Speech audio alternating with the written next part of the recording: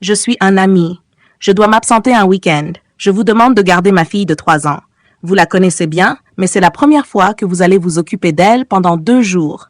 Vous me posez des questions pour connaître ses habitudes, alimentation, loisirs, sommeil, etc. 5 minutes 30 secondes, y compris la phase de préparation. Tâche 3.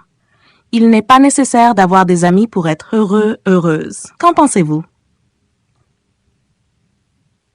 Tâche 3. Les voyages dans l'espace coûtent trop cher et sont inutiles. Qu'en pensez-vous?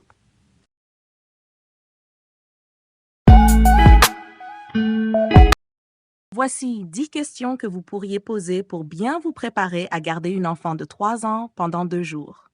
1. Alimentation. Est-ce qu'elle a des allergies alimentaires ou des restrictions alimentaires spécifiques dont je devrais être au courant? 2. Repas préférés. Quels sont ses plats ou collations préférés que je devrais lui préparer pendant le week-end? 3. Rythme des repas. À quelles heures est-elle habituée à manger et combien de repas et collations prend-elle dans une journée? 4. Sommeil. À quelle heure se couche-t-elle et se réveille-t-elle habituellement? Est-ce qu'elle a un rituel du coucher spécifique? 5. Sieste. Fait-elle encore une sieste pendant la journée? Si oui, à quelle heure et combien de temps cela dure-t-il en général? 6. Loisirs. Quelles sont ses activités ou jeux préférés? Y a-t-il des jouets ou des livres qu'elle adore particulièrement? 7. Sorties. Est-elle habituée à faire des promenades ou des sorties? Y a-t-il un endroit où elle aime particulièrement aller, parc, aire de jeu, etc. 8. Sécurité. Y a-t-il quelque chose de particulier que je devrais savoir pour assurer sa sécurité? Par exemple, objet qu'elle pourrait mettre à la bouche, zone à éviter. 9. Communication. Comment réagit-elle quand elle est contrariée ou fatiguée? Y a-t-il des façons spécifiques de la calmer ou de la rassurer? 10. Urgence. Si elle tombe malade ou si elle a un problème, à qui devrais-je m'adresser en premier lieu? Médecin, proche, etc. Ces questions vous aideront à mieux comprendre ses habitudes et à vous assurer que son week-end se passera bien.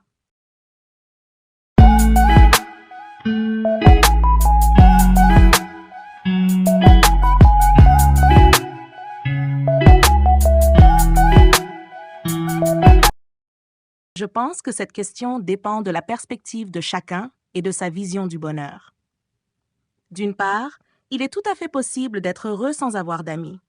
Certaines personnes trouvent le bonheur dans la solitude ou dans des activités qui ne nécessitent pas la présence d'autres personnes. Elles peuvent tirer satisfaction de la méditation, de la lecture, de l'exploration de la nature ou encore de projets personnels qui leur donnent un sentiment d'accomplissement. Pour ces individus, l'amitié n'est pas un élément central de leur bien-être.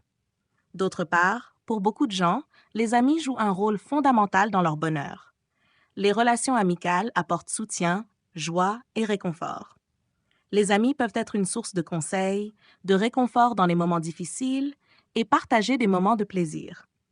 En fait, de nombreuses études montrent que les liens sociaux sont importants pour la santé mentale et émotionnelle. Cependant, il est aussi important de noter que la qualité des amitiés compte plus que la quantité. Avoir de vrais amis sur lesquels on peut compter est plus important que d'avoir beaucoup de connaissances. Certaines personnes ont des liens profonds avec leur famille, leurs partenaires ou trouvent du bonheur dans d'autres types de relations. En conclusion, bien que l'amitié puisse contribuer de manière significative au bonheur de nombreuses personnes, il n'est pas indispensable d'avoir des amis pour être heureux.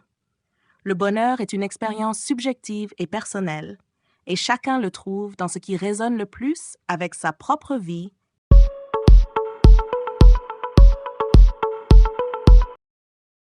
Les voyages dans l'espace sont souvent considérés comme coûteux et parfois jugés inutiles.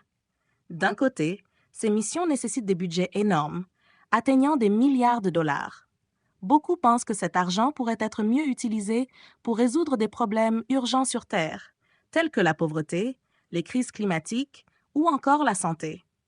Face à des défis globaux immédiats, l'exploration spatiale peut sembler un luxe. Cependant, les voyages dans l'espace ont apporté des avancées significatives. Les technologies développées pour ces missions ont des applications directes dans notre quotidien.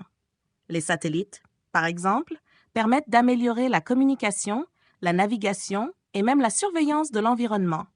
De plus, les recherches spatiales ont conduit à des innovations dans la médecine, les matériaux et l'énergie. À long terme, l'exploration de l'espace pourrait s'avérer cruciale pour l'humanité. Découvrir de nouvelles ressources ou envisager des solutions face à la surpopulation ou au changement climatique sont des enjeux importants. En conclusion, bien que coûteux, les voyages dans l'espace ne sont pas inutiles. Ils représentent un investissement pour le futur et offrent des opportunités de découverte essentielles.